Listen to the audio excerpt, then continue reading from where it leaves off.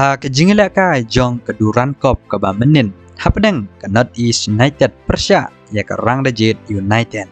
Karang Dajet United ke Klem Ailat ya ke North East United ban job hak ni jingi kun.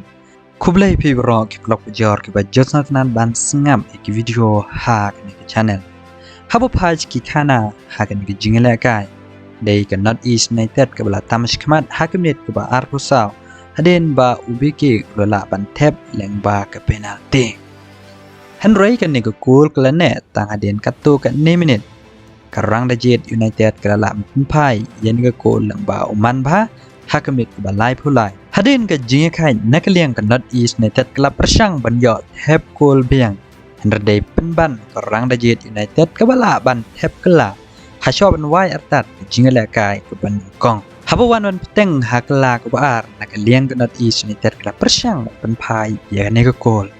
Henry ikop lada company ikirang alakai bekan sai jongka kumu Alaidin Aljarie bat ujitin MS ikop ke North East United kan syarem.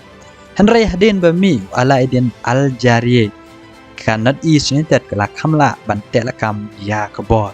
Hakum kini ke jinye kun Alaidin Aljarie uluyo ban asis ya ke bol nak benta ujairo ban ya teb jelang nak benta ke cool ban penyakai. Hakim nit ke ba nyau popra. Hadin bagi North East United kelak ban penyakai ya kan ke cool. Kelap persang ban yakun teng ban yo teb cool.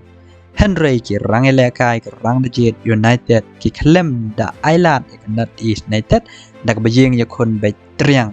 Tat hado bukun. Ke North East United kelamat dak nam yakai hakan ke jingkun bakado jong ke grup E. Dak ni ke nam yakai ke North East United kelarung ke kuarter final perangkat ke Shillong Lejong na ke grup E. Ke jing pentikna ya ke Shillong Lejong bakayo rung ke round ke bapra. Dai hadin baka Diamond Harbour ke Lasharem Bon Cool.